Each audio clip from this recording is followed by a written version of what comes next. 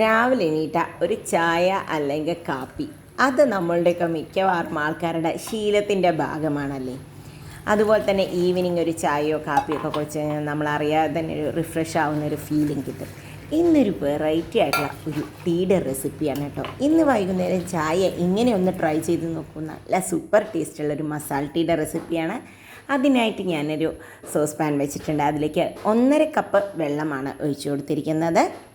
ഞാൻ 2 ഗ്ലാസ് ചായയാണ് ഉണ്ടാക്കുന്നത്. അതിലേക്ക് ഇനി 1 കപ്പ് നല്ല fresh milk, full fat milk തന്നെയാണ് ഒഴിച്ചു കൊടുത്തിരിക്കുന്നത്. ഇനി ഇതിലേക്ക് ആവശ്യമായ മസാലയായിട്ട് ഒരു 2 ഏലക്കായും അതിനൊന്ന് ജസ്റ്റ് ക്രഷ് ചെയ്തിട്ടാണ് 2 ഗ്രാമ്പും കൂടി ഇട്ട് കൊടുക്കുക. ഏലക്കായ അങ്ങനെയല്ല, ജസ്റ്റ് ഒന്ന് പൊട്ടിച്ചിട്ടാണ് ഇട്ട് കൊടുക്കുന്നത്. ഇനി ഇതിലൊരു 1 ഇഞ്ചിൻ്റെ വലിപ്പത്തിലുള്ള ഇഞ്ചിയുടെ പീസും കൂടി നമുക്ക് ഗ്രേറ്റ് ചെയ്ത് ചേർത്ത് കൊടുക്കാം. ഗ്രേറ്റ് ചെയ്യുന്ന ചെറിയ ഗ്രേറ്ററിലിട്ട് ഗ്രേറ്റ് ചെയ്യുമ്പോൾ നല്ലവണ്ണം അതിൻ്റെ എസൻസ് ഇതിലേക്ക് ഇറങ്ങാനുള്ള ചാൻസ് കൂടുതലാണ് ഇഞ്ചിരെ. അപ്പോൾ ഈ ഇഞ്ചിയുടെ ഫ്ലേവറും കൂടി വരുമ്പോൾ നമുക്ക് തൊണ്ടയ്ക്കൊക്കെ ഇത് കുടിക്കുമ്പോൾ നല്ലൊരു സുഖം കിട്ടുകയും ചെയ്യും, നല്ലൊരു ഫ്ലേവർ കിട്ടുകയും ചെയ്യും. അപ്പോൾ ഇനി ഇതെല്ലാം ഇട്ടിട്ടുണ്ട്. ഇനി ഇതിനെ നന്നായി ഇളക്കി തിളപ്പിക്കാം. നമുക്ക് ഒരു 5 മിനിറ്റോളം നമുക്കിതിനെ കുറുക്കാം കേട്ടോ. എത്രത്തോളം പാല് കുറുകുന്നോ അത്രത്തോളം ഈ ചായയുടെ ടേസ്റ്റ് കൂടും. അപ്പോൾ ഇതിതാ കുറുകി വരുന്നുണ്ട്. ഒരു 5 മിനിറ്റ് ലോ ഫ്ലെയിമിൽ, ഒരു മീഡിയം ഫ്ലെയിമിൽ വെച്ചിട്ട് തിളച്ച് പോവാത്ത രീതിയിൽ.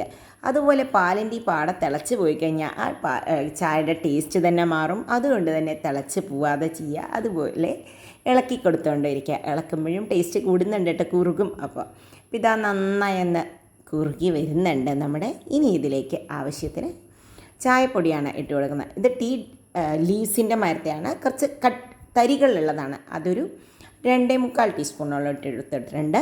ടീ ഡസ്റ്റ് ആണെങ്കിൽ നിങ്ങൾക്ക് കുറച്ചും കൂടി പാല് തിളപ്പിച്ചതിന് ശേഷം ടീ ഡസ്റ്റ് ഇട്ടിട്ട് ജസ്റ്റ് ഒന്ന് ഇളക്കി അടച്ച് വെച്ചാൽ മതി.